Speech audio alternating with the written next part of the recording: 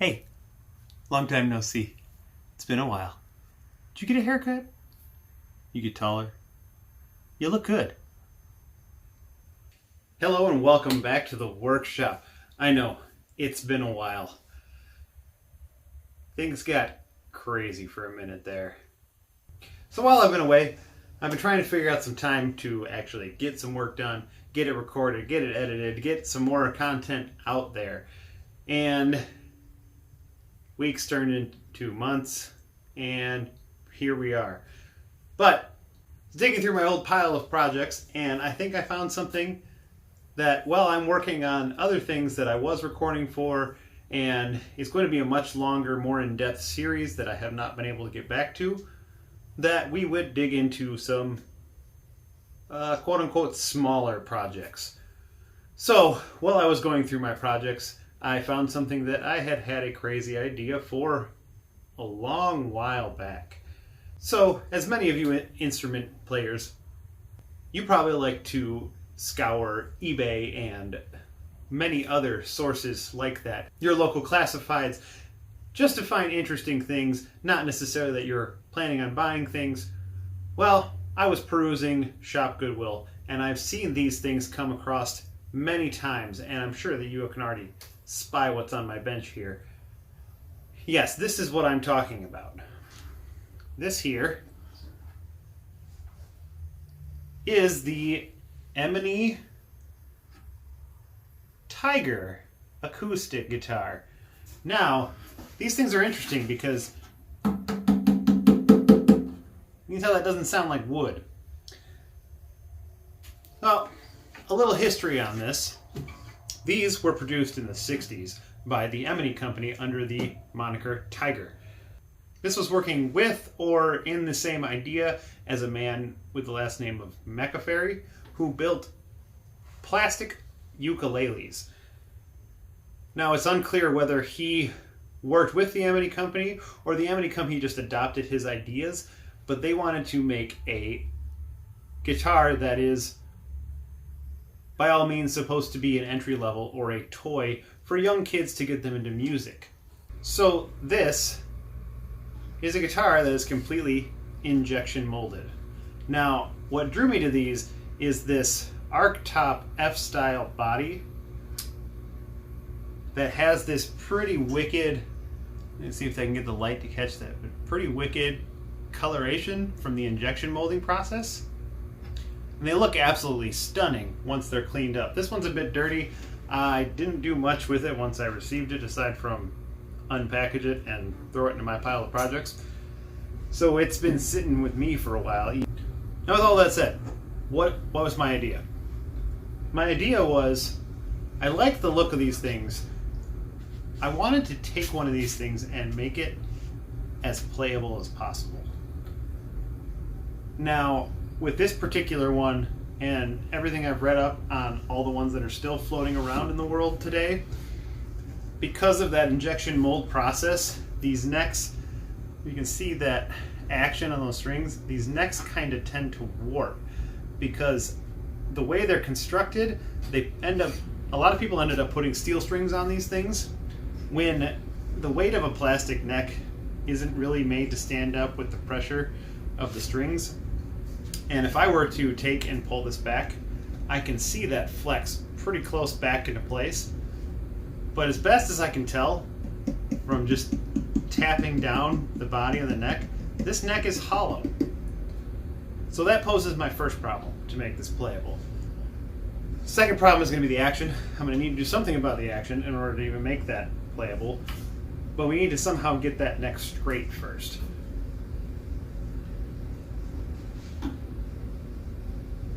So first, to start off, I want to make this as playable as possible. I want to contain the same essential look of this guitar without changing too much on here. Now, obviously, in order to get it into a playing condition, I'm going to have to tweak some things. And I know that going into it. Will this be a fully functional regular guitar? Probably not. With its size, this is probably going to be more of like a baritone ukulele size, or maybe a piccolo guitar. So we may have to have the strings tuned up. I may even have to change these to nylon strings instead of steel strings. But what I first want to address is the neck.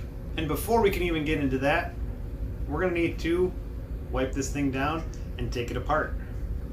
So let's start with that. So as you can see, to start off, this is a much better light of that almost tie-dye effect that's going on here on this top. And it is not just the top, it is the whole back, the sides, even the neck has that coloration, which is part of what drew me to this.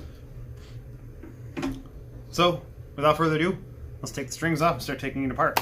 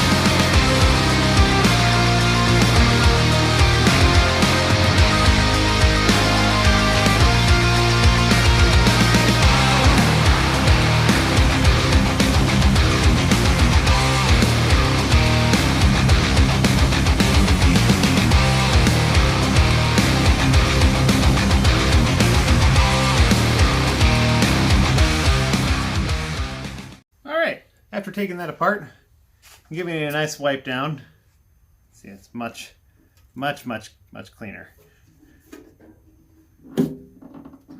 It's pretty scratched up, but I think it'll buff out nicely, which is fine.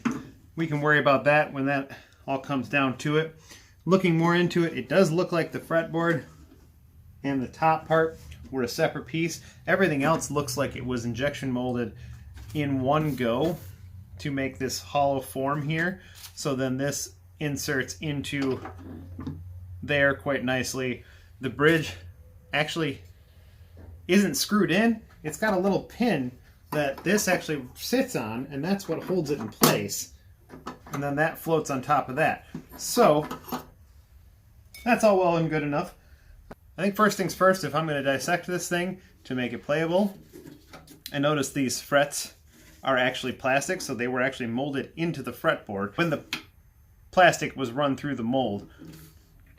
And then these are just stickers that were also pressed into the fitting, almost like a model kit. So the first thing I'm going to figure out is how to separate this fretboard from this neck, because I think I'm going to have to take that apart to address how to get this straight again.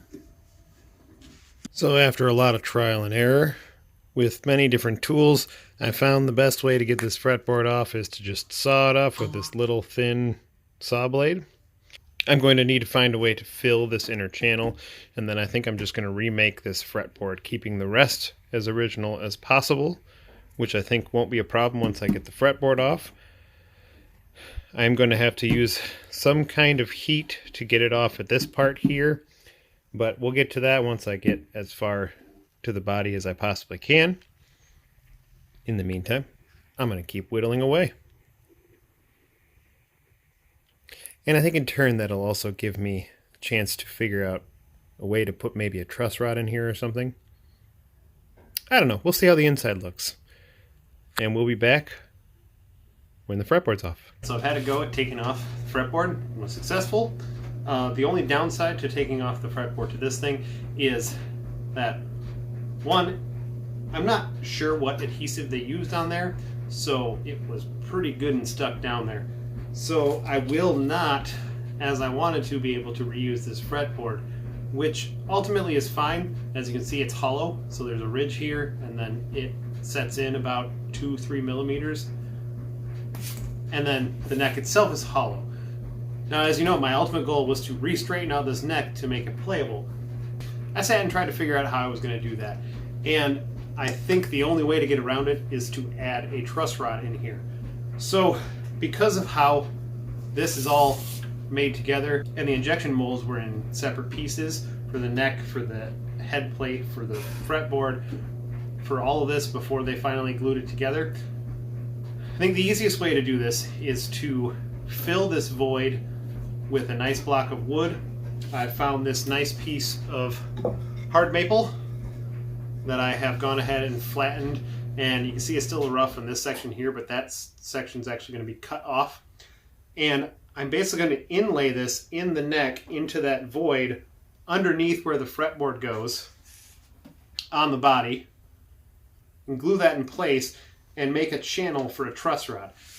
Because of this head plate, I don't want to alter it too much, so I have gone with a spoke wheel truss rod, which has not arrived yet. But in laying out everything, as you see, I've got my dimensions on this block here, my center line, where that truss rod is going to go. It's quite a bit thicker so that I can shape it down. But you can see I was measuring the depth of the inside of that pocket there and trying to get it so that the glare can show my line here. But if we take the end of a regular truss rod, which is going to be about the same size, it actually overhangs that line for the depth there. And the reason behind that is because to stiffen this neck, they added these 3 little ridges in the inside here, which are about the tallest one in the center being about 6 millimeters. So I think the only way around that to make a channel that is deep enough and has enough meat on the backside to keep this thing straight, I'm going to have to take out one or all of those ridges. I think I'm going to start by taking out the center one. It looks like I'll have enough space to drill that truss rod channel, with it only being about 6 millimeters wide. I think that'll give me plenty of meat on the either side of it. It just means that it's going to take quite a bit more carving than I had anticipated. So I think I'm going to pop that ridge out and see how cleanly I can do that. I did a little trial run with some of my flush cut trimmers, and it broke away pretty nicely. It just left a little bit on the underside of it.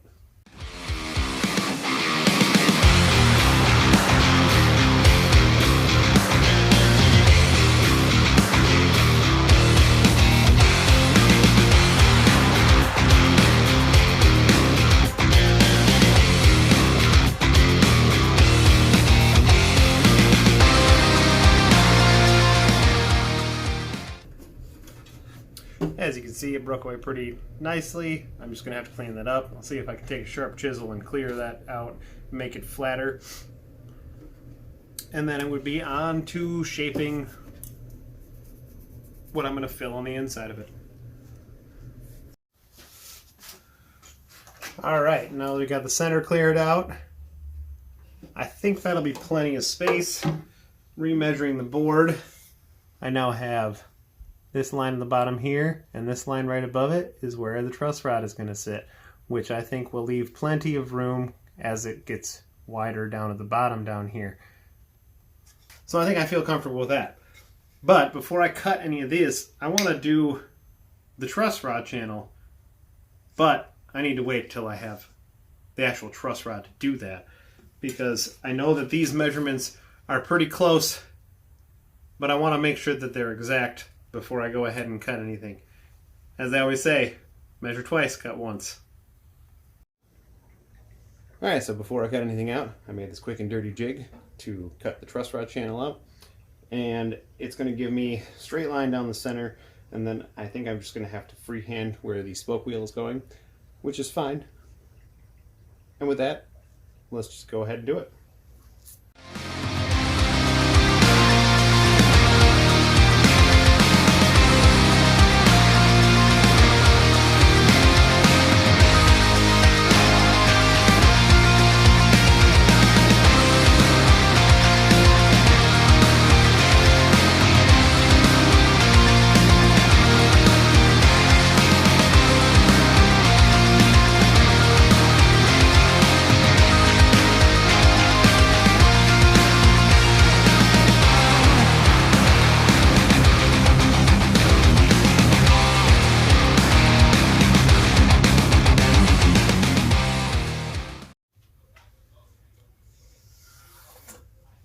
Fits like a glove. Alright, with that, I think that we're going to call it on this video, otherwise this is going to run far too long. I'm really happy with how the truss rod channel turned out. It's nice and tight. Now we just need to cut down the neck, and then we need to figure out the fretboard.